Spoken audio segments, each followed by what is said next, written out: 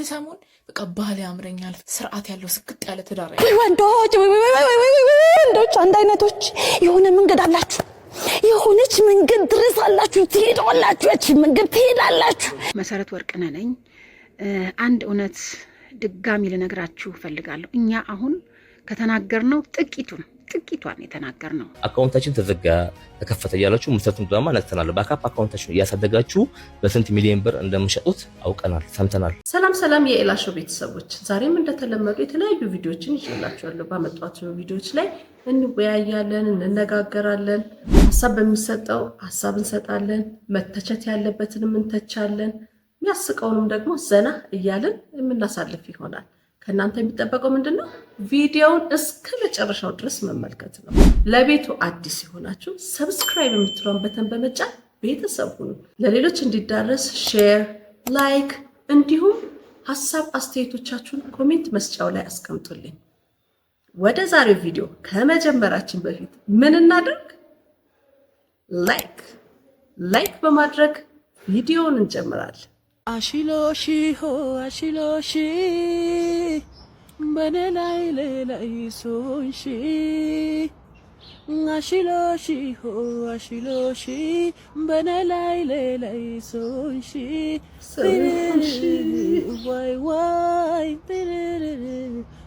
why I ninja Fikirshi banelai zorbini Esuma ninja fikirshi bayne ላይ ዞርብኝ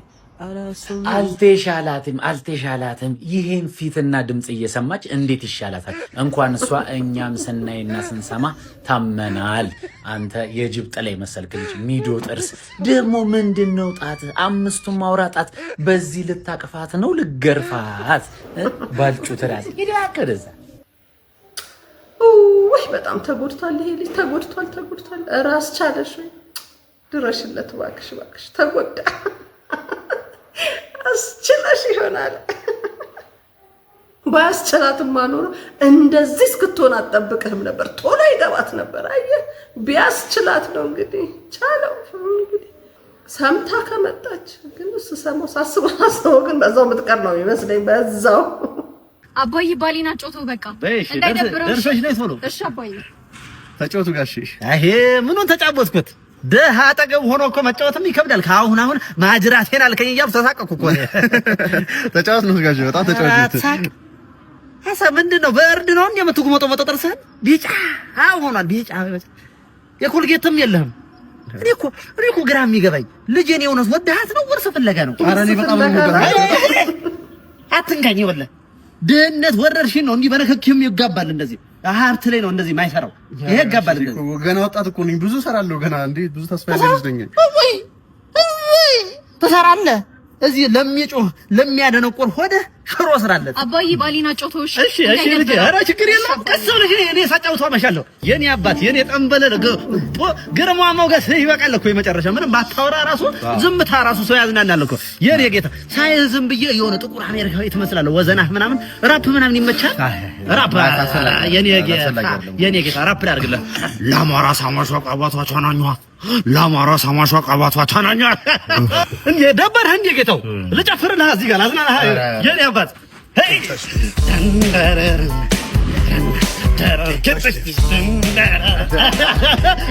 ሽልማት ማለት የኔ አባት የኔ ጌታ ጨፈራ የባህልም አለው የባህል ይኸውልህ እዚህ ጋር እንዴ ተፈርሰው የልጄ ባል እኮ ነው የልጄ ስንቄ የልጄ ባል አየሽው እንዴት አለ ተቆር ከበዋ የልጄ ባል ነው የልጄ ባል አወያው ብር ወይ ሀብታም ጥቁሩ ያኛውን እኮ እንደ ቫይረስ ነው የፈራው እንደ ቫይረስ ምን ይደረግ ጊዜው ነው ትላል ምን ይደረግ ነዚህ ሲስተር አንተ ቆንጆ ወደዛ ሲስተርዬ እንዴት ነሽ? ደህና ነሽ? አለ ከ3 ቀን በፊት ሰገር አይነ ምድር ሰጥቼ ነበርና ውጤት እኮ ወስዳል። ታዲያ እሱ አዎ ውጤትማ ወስጃለሁ፣ ግን ዲቴል ማወቅ ፈልጌ ነው። ያው አይነ ምድሬን እንዳየሽው ነው። ባንክ ባላንሴን ይናገራል፣ አመጋገቤን ይገርምሻል። እኔ እኮራበታለሁ። እኛ ግን አይነ ምድር ወስደን ያው ለምርመራ ነው እንጂ የምንጠቀመው ያን ያህል ዲቴል ገብተን አለ ያን ያህል ለምርመራ ነው እንጂ ለጠበሳ አይጠቀሙትም። ገባኝ ግን ሲስተር ምንድን ነው ያኮረነስ? ምን ይሸታል ሲስተር? ምን ሰገራ አንተ ከአይነ ምድር ውጪ ምንም ጨዋታ የለም። እኔ እናቱ ምንሽ ከ3 ቀን ምናምን በፊት ደም ለግሼ ነበርና እኔ በቀላሉ ደም ሰጥ ሰው አይደለሁ። እና ከምን ደረሰ፣ ለማን ተለገሰ፣ ማን ነው ደሜን የወሰደው የሚለው መረጃ ለመውሰድ ነበር። ያው ማን ጋር እንደደረሰ ኤግዛክት አናውቅም ነገሩን። እሺ ግን ደግሞ ወደ ደም ባንክ ልከነዋል። ይኸውልሽ በእናትሽ ስልክሽን ጻፊልኝ። በሰላም መድረስ አለመድረሱን ደም ባንክ በታሳውቂኛለሽ እባክሽ። ስልክሽን እባክሽ ሲስተር። እኔ በቀላሉ አንቺ ፈገግታሽ ምናምን እዚህ ጋር ስትይዥ ነዝሮኝ ምናምን እንጂ ደም ለግስ አይነሱ አይደለም። ይኸውልሽ ጅብ አንበሳ የሚያደርግ የደም ዘር ነው ያለን እኛ ቤት። የእውነቴን ነው የምልሽ፣ ባሪያ አንግሰናል። የእውነቴን ነው፣ የእግሩ ዘር ነው፣ ቀላል ደም አይደለም። እሺ እናቴ በቃ ደውዬልሽ መግባት አለመግባቱን ቼክ አደርጋለሁ። እሺ ነርስዬ። አይነ ምድር አይባልም፣ ጨዋታ ቀይር፣ ሰልጥን። ክሪኤቲቭ የሆነ ጅንጀና ነው። በቃ ስማት በሆነ መንገድ ደማችን እያለ እንዲህ ነው ጅንጀና። ቤስት ብየዋለሁ፣ ወድጀዋለሁ ጅንጀናውን። የተማረ ጅንጀና ይባላል። አንዳንድ ጊዜ በውጭ የሚኖሩ ሰዎች የሚገርመኝ ሂደት አላቸው። ኢትዮጵያን የሆነ ነገር ያደርጋሉ፣ ይሟገታሉ። መጨረሻ ሲሞቱ ለምን ቅበሩን ይላሉ። ማን ባስጠበቀው አገር ነው ማን መጥቶ የሚቀበረው? አገር ዝመት ብትባል እኮ ያንን ምን ዘምተው? አሜሪካዊው አይዘምትም፣ ጃፓናዊ አይዘምትም፣ ጀርመናዊ አይዘምትም። እኔና እናንተ ነን ምን ዘምተው? እሺ እኛ ዘምተን ባከበርናት ሀገር ለምን ታዲያ ሌላ ነገር ይፈልጋሉ? ዳንኤል ክብረት የጠቅላይ ሚኒስትሩ የማህበራዊ ጉዳይ አማካሪ ነውና ማህበራዊ ቀውስ እየፈጠርክብን ነውና ምንድነው ዲያስፖራዎቹን ያልካቸው? በእናትህ አንተ መቀሰለ መቀበሪያ ምናምን ታወራለህ እንዴ? ዲያስፖራ ማለት ምን ማለት ነው ታውቃለህ? ግን መንግስት አሁን ነዳጅ የሚያስገባው ማዳበሪያ የሚያስገባው ዶላር ሲያገኝ ነው። ያ ሪሚታንስ መጥቶ ነው ያ ነገር የሚደረገው። እሱ ብቻ አይደለም፣ እዚህ ሀገር በጣም ብዙ ቤተሰቦች በዲያስፖራው ነው ሳፖርት የሚደረጉት። እኔ በአንተ እኮ አልፈርድም። አንተ ለእኔ ፖለቲከኛ አይደለም፣ አንተ ለእኔ ደራሲ ነህ። ከደራሲነት ነው ተነስተህ ቤተ መንግስት የገባው እና ለአንተ አሁን ምን ችግር አለብህ? ሚስትህን አፍሪካ ህብረት አስገብተሃል፣ አንተ ቤተ መንግስት ገብተሃል። ችግር አያመጣብህም። እኛ ላይ ግን ችግር ያመጣብናል። አሁን ዲያስፖራዎቹ ተቆጥተዋል። መንግስት ራሱ እኮ የዲያስፖራ ኮሚቴ አቋቁሞ ገንዘብ ይሰበስባል። ታውቃለህ? በአንድ ተነስተህ ወደ ላይ ትላለህ፣ ትተኩሳለህ። ምን አነሱ ነው በመድኃኒዓለም። እኛውን በዚህ ሰዓት የምርጫ ቅስቀሳ ስላለ ፖለቲካ ነገር መንካት አልፈልግም ብዬ ነበር፣ ግን ያንተ ደግሞ ያናድዳል። ማለት ለአንዱ መደገፍ ይሆናል፣ አንዱ ስተች አንዱ ትደግፋለህ። ሲሞቱ ራሱ እኮ ዲያስፖራዎች እኮ መጥተው ቢቀበሩ እኮ በሬ ታርዶ ድሃ ይበላል። እግዚአብሔር ተቆጥተዋልና ሌሎች ሰዎች ፖለቲካ የምታውቁታችሁ ይሄን ነገር ማስተባበል ያስፈልጋል። አልችልም በል ደግሞ አንተ በቃ ስልጣን ሲሰጥ ዝም ብለህ ዘው እያልክ አትግባ። እኔ ይሄን ነገር እኮ አልችልም፣ በዚህ ጉዳይ ላይ እውቀቱ የለኝም፣ እኔ እኮ ደራሲ ነኝ ምናምን በል። ዘው ብለህ ገብተህ ትበጠብጠናል። እንዴ በመድኃኒዓለም ከባድ ነው። ስማት አጎቴ ሙስኮል የምርህ ነው። ሰላም ትንሹ፣ እንዴት ነህ? ወንድም እንዴት ነው? እስቲ በጣም ናፍቃችሁኛል። ፎቶአችሁን ላኩልኝ። ቶሎ በምን ዘግዳላችሁ?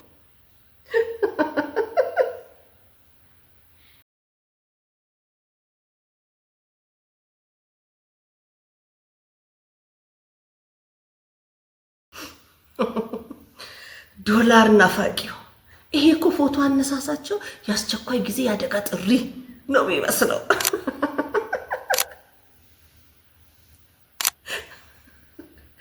ይሄ ምን ይባላል? ሳይን ላንጉጅ ይባላል። በምልክት ቋንቋ ነው በደንብ አድርገው ያስረዱ። ከገባህ እንግዲህ ጨላውን ላክላት።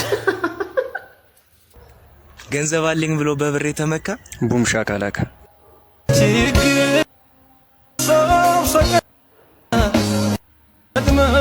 ቡምሻ ካላካ እንዳለ ቲክቶክ ላይ የተቀመጡ ዩዘሮች እንዳለ ወደ ሲድሮ ነው የምገለብጣቸው።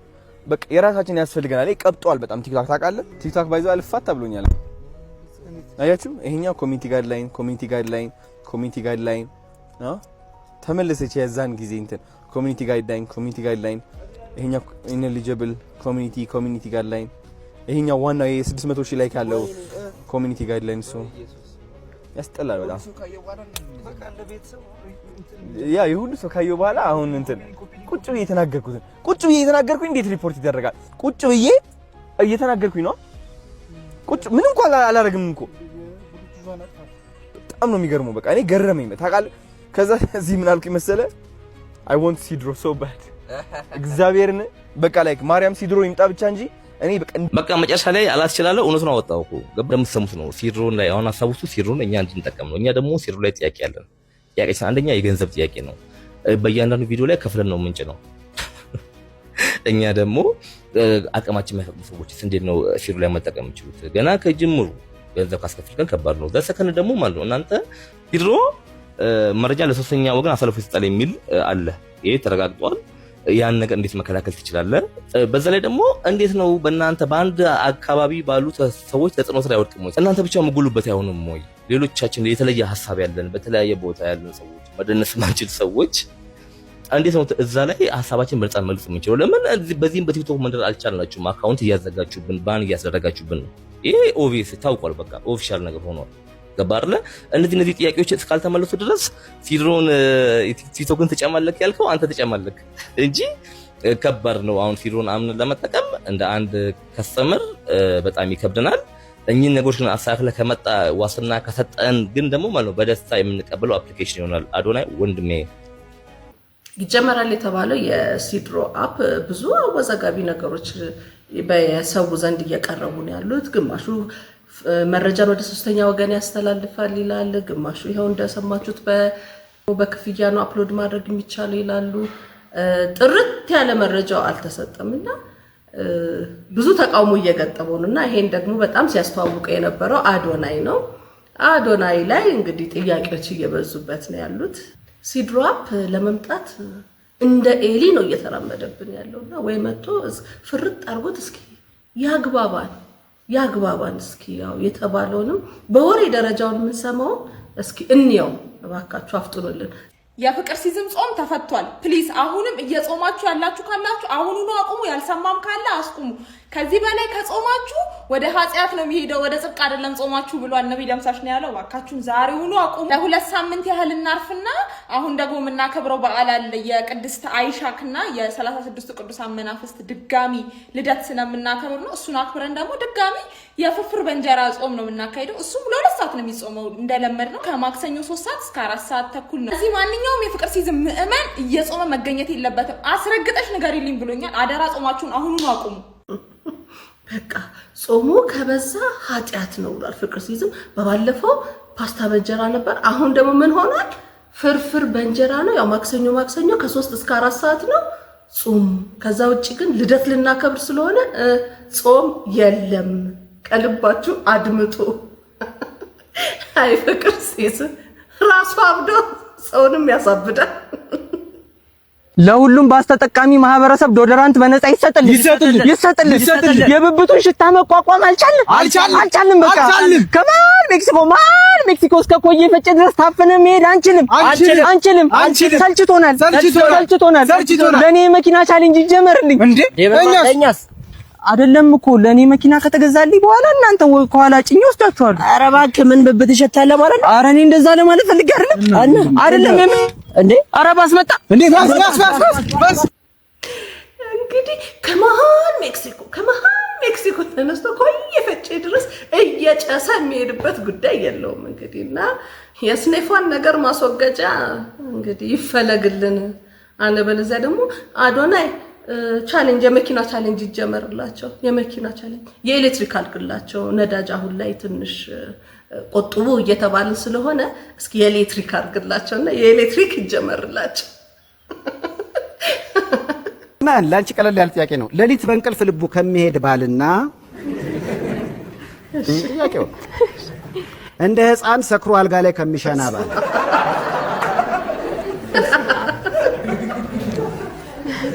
ሁለቱም ከባድ ነገር ናቸው። የትኛው ይሻላል?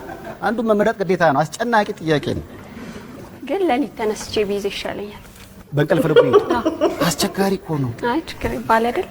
አዎ ግን ከቀደሙ ዳይፐር ላይ ተወሰነ ማለት እኔ ግን አሁን እንዲህ አማራጭ ሆኖ በሴት ቢሆን ዳይፐሬን ገዝቼ ባረግላት ይሻላል። የኔ አንተና ሰክራ የምትሸናብኝ ከሆነ አረጋዋለሁ። በመልሷ ተስማማላችሁ? እንዴት ነው በመልሷ ተስማማላችሁ? እስኪ የእናንተን ምላሽ ደግሞ ኮሜንት ላይ አስቀምጡልኝ።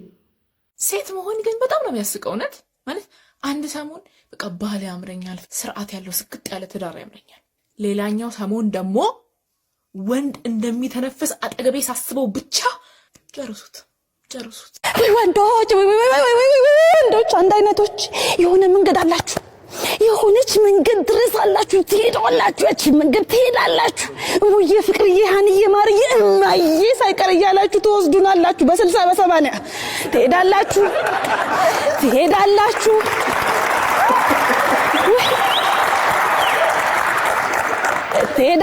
እየሄዳችሁ ነው። በሲቹዌሽንሺፕና በሪሌሽንሺፕ መሀል ግራ እያጋባችሁን ትሄዳላችሁ። ከዛስ አዙራችሁ የፋብሪካው ሪሴት 00 ለኛና ወርዳችሁ ሌላ ጭናችሁ መሄድ። ጉዳዩ ስንጀምር በጋራ ነው። ሲያልቅስ ሲያበቃ ሲቆምስ ላቆም ነው። እንዴት ነው የምታቆሚው? የት ጋር ነው የምታቆሚው? መቼ ነው ማቆም የምትፈልጊው? አልጠየቅም። ድንገት ከመሬት ተነስቶ ይብራብሽ ለመባል ለሱ ማን አባቱ መብት ሰጠው? መቼ ነው የምናቆመው? እንዴት ነው የምናቆመው? እንዴት ነው የምታቆመው አልባልም። አንማከርም። ፍትህ የለም። እኔ ልሞት፣ ፍትህ የለም። እንስፍስፍ ያችን መንገድ ትሄዳላችሁ፣ የሆነች መንገድ ድረስ በ60 በ80 ስፒድ። አቤት የዛኔ እንግዲህ አለመገኘት ነው። አበቃ፣ ተዛዋል። 00 ብራንድ ኒው ምትክ ነው። ምትክ አያድርስ ነው፣ አይጣልባችሁ፣ አያድርስ ነው የሚባለው። ምቀኝነትን በመግለጫ ነው ያወጣው ባይ ነኝ እኔ። አሁን የልብ ህሙማን ማዕከል ያወጣው ምን አገባ አንተ ብቻ ነህ እንዴ? በሞኖፖሊ ይዘዋል የኢትዮጵያ የልብ ህሙማንን ፍቃድ። እኔ ራሱ መንግስታዊ ድርጅት መስሎኝ እያጠራው ነበር እስካሁን ቪዲዮ ያልሰራሁትና ምን አገባ እና አዶናይ አሜሪካ ሄደው የልብ ህሙማንን ለመርዳት ፍቃድ ላወጡ ኤክስ ለሚባል ድርጅት ገቢ ቢያሰባስቡ አንተ ምን ቤት ነህና ነው መግለጫ አውጥተህ አዶናይ የሚባል ሰውዬ አሜሪካ ሄደው የልብ ህሙማንን ምናምን ያልከው? አንተ ራስህ ልጅ አይደለ እንዴ? አንተ ምን ቤት ሆነ ነው ይሄ ነገር ልጋይ ነው ጋር ያልከው? በምን አንተ ሳትሆን ይሄን መግለጫ መስጠት የነበረበት የኢትዮጵያ ሲቪክ ማህበራት ለአዶናይ ለሄደበት ድርጅት የሲቪክ ማህበራት ፍቃድ አልሰጠውም ነው ማለት የነበረበት። አንተ ምን ቤት ነህ እንዳ ነው ተነስተ እኔ ፍቃድ አልሰጠውም የምትለው? አንተ የልብ ህሙማን ብዬ እኔ ነገ ፍቃድ ባወጣ አንተ ትከለክለኛለህ እንዴ? እኔም መስራት እችላለሁ፣ ሌሎችም ልብ ህሙማንም ማገዝ ይችላሉ። ምንም በማያገባ ጉዳይ መጥተህ ነው ይሄ መግለጫ ወጣው። ይሄ ማለት መሰለ በመግለጫ ምቀኝነትን አረጋገጥክ ማለት ነው። አዶናይ ምናምን ነገር ፈልጋችሁ ከሆነ ሌላ መንገድ ራሽናል የሆነ ነገር ምክንያት አምጥተህ መተቻቸት እንችላለን፣ ችግር የለብኝም። ግን ይህን ጉዳይ ለመረበሽ ብለህ አንተ መግለጫ አውጥተህ ከኢትዮጵያ ልብ ህሙማን ጋራ ፍቃድ አልተሰጠውም። ማን አንተን ምክንያት ማን ጠራ አንተን? አንድ የኤንጂኦ ድርጅት አንድ የእርዳታ ድርጅት የሚሰራውን ስራ ለሌሎቹ ሪፖርት የማቅረብ ግዴታ የለበትም። ምን አገባ አንተ?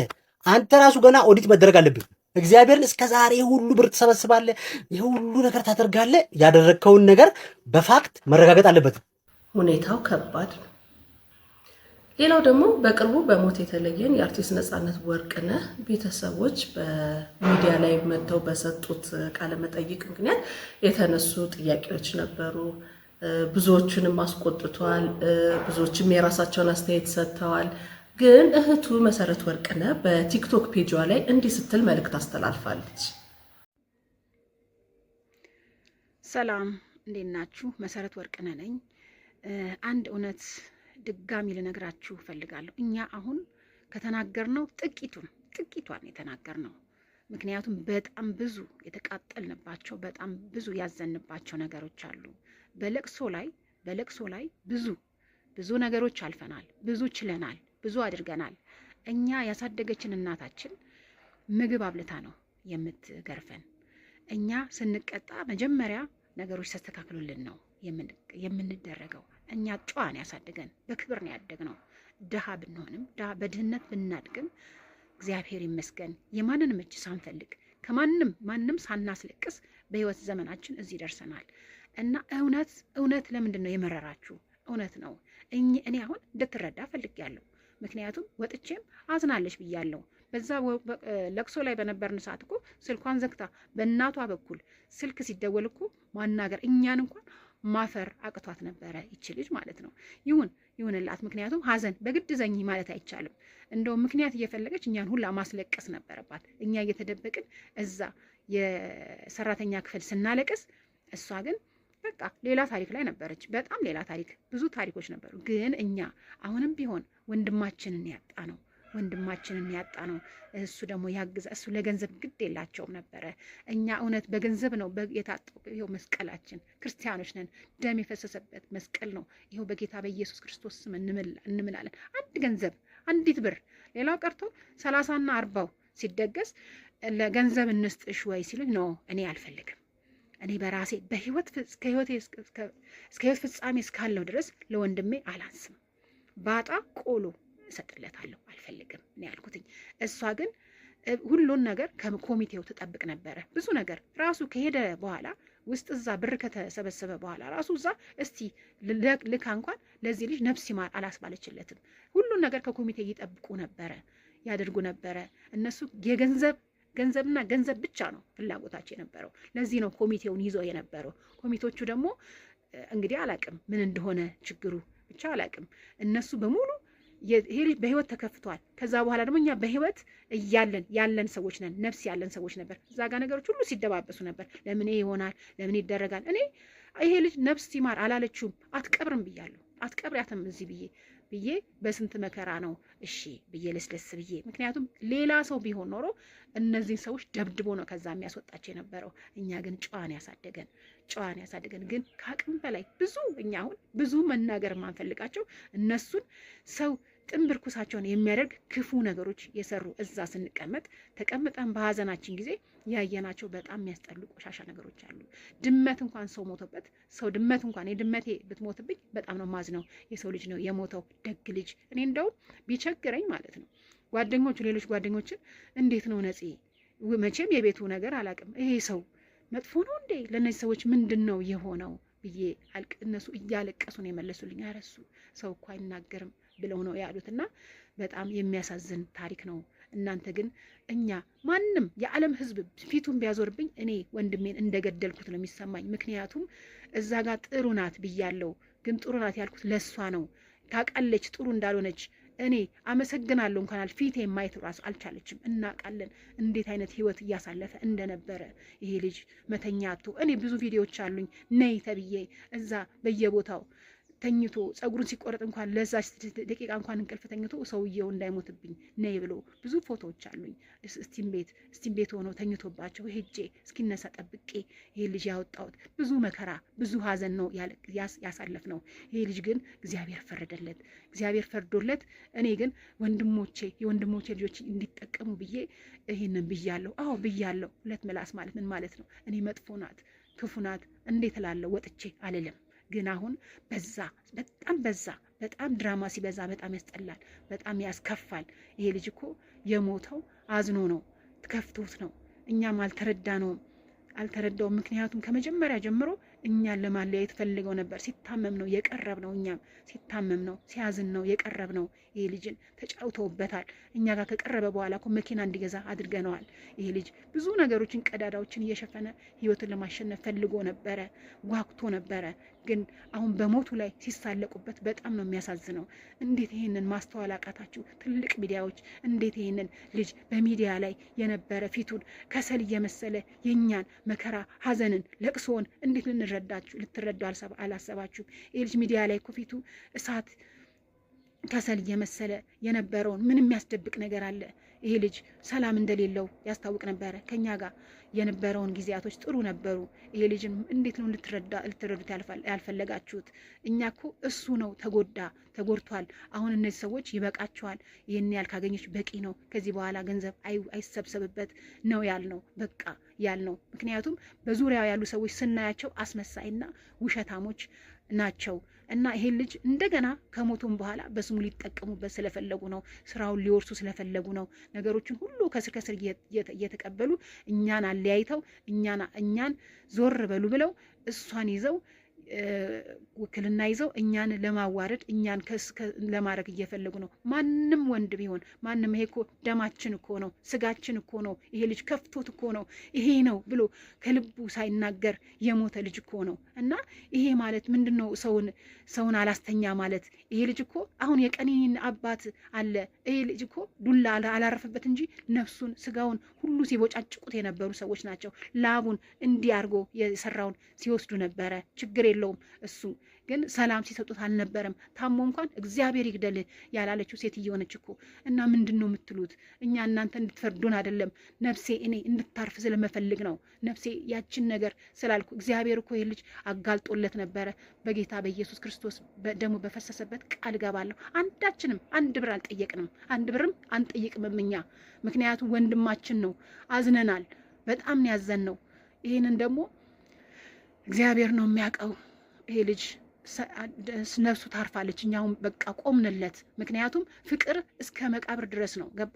ከሞትም በኋላ ፍቅር አለ። እኛ ጋር ፍቅሩ ቀርቷል እንጂ እኛ ባጥንቱ በስጋው አንነግድም። የደም ገንዘብ ነው። እኔ አንድ ብር አልፈልግም ሲል እኔ 30 ይደገስ ሲሉ ነው እኔ ራሴ በህይወቴ እኔ ራሴ ነኝ ያደረኩትኝ እስከ ህይወቴ ፍጻሜ እስካለውም እስከ ልጆቼ እሱን ማንረሳው ሰው ነው። ምክንያቱም ተከፍቶ አዝኖ የሞተ ሰው ነው እና አመሰግናለሁ ጥሩ ስላደረጋችሁ።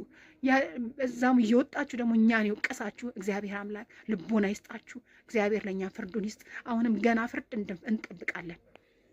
በጣም እንደተጎዱም ይሰማኛል። ሆኖም ግን ምንድነው መሆን ያለበት?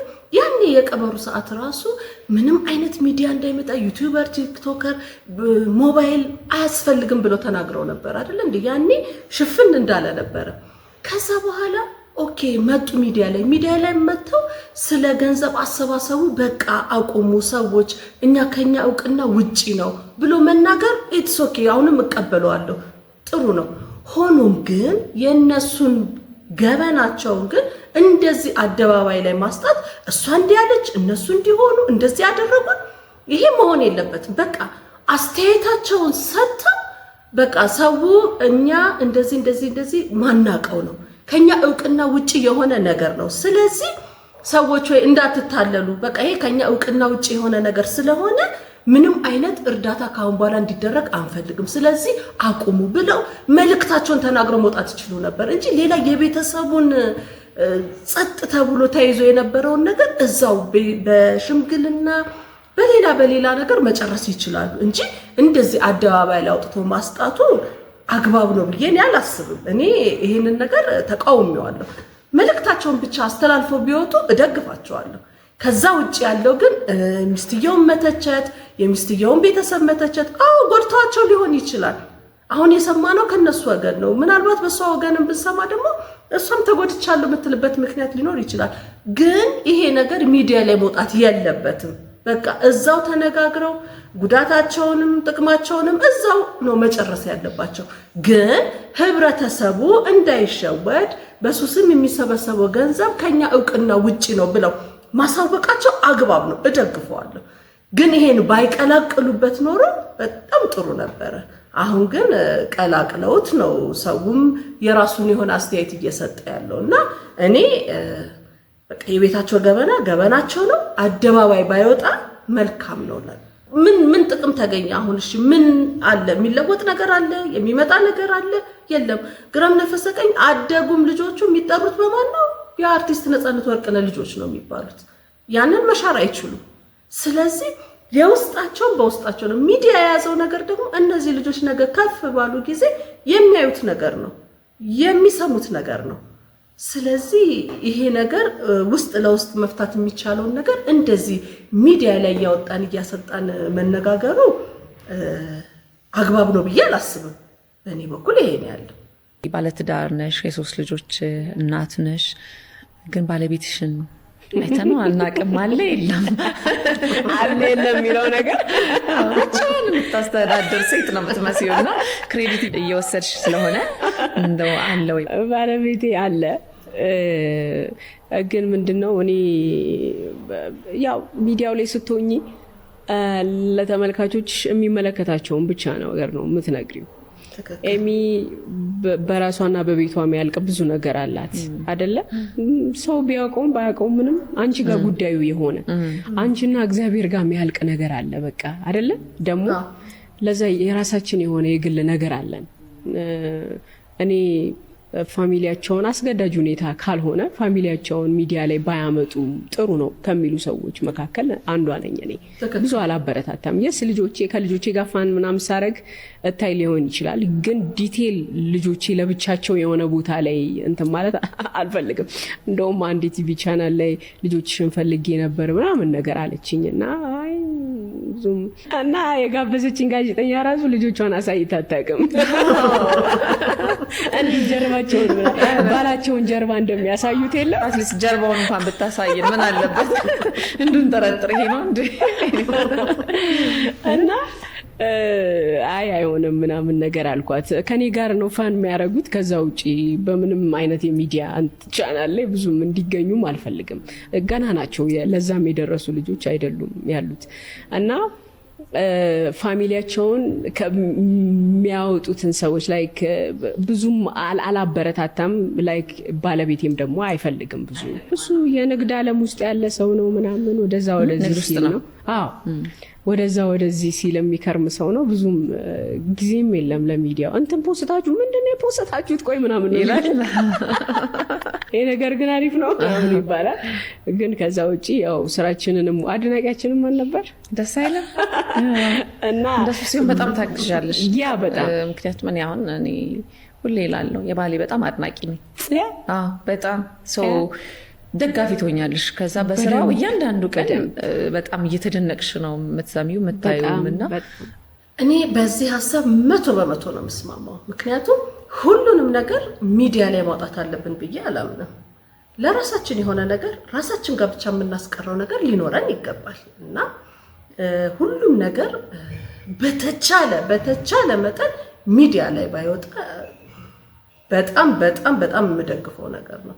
በቃ ማወቅ ተመልካች ማወቅ እስካለበት ልክ ማሳወቅ። ከዛ ውጭ ያለውን ነገር ግን በቃ የግላችን ነገር እንዳለን ሁሉ ለግላችን ማስቀመጥ መቻል አለብን እና ሁሉም ነገር እኔ ሚዲያ ላይ ይውጣ ብዬ አልደግፍ በኃይለኛው አልደግፍም። ልቤ እኮ ለእሷ እስካሁን ክፍት ነው፣ ግን እሷ ይቅርታ ለመጠየቅ እንኳን ፈቃደኛ አይደለችም ምናምን ማለት ስትፈልጉ የፍቅር ቅሬታዬ የመውደድ ዝምታዬ ደልቶኝ መቼ አቀፍኩት እስክትመጪልኝ ነው ያፈንኩት። ዝም አልልም ደፍሬ ባስከፋሽን ያንቺን አፍሬ ለቃላዋይ ኪሳራ ለልብ ወዳጅ ላይ ሰራ ናፍቆትሽ ቢያመኝም ሸንግዬሽ በርሽን አልከፍትም ልቤ እስካለሽ ፍቅሬ ቢስምሽ ትርፍ ነው ከንፈሬ። ስሚ እንግዲህ ለዛሬ ይዤላችሁ የመጣሁት ቪዲዮ ይሄንን ይመስል ነበረ። ቪዲዮን ከወደዳችሁት ላይክ አድርጉት፣ ለሌሎች እንዲዳረስ ሼር፣ እንዲሁም ሀሳብ አስተያየቶቻችሁን ኮሜንት መስጫው ላይ አስቀምጡልኝ። ለቤቱ አዲስ የሆናችሁ ደግሞ ሰብስክራይብ የምትለዋን በተን በመጫን ቤተሰብ ሁኑ። በሌላ ቪዲዮ እስከምንገናኝ ሰላም ቆዩ።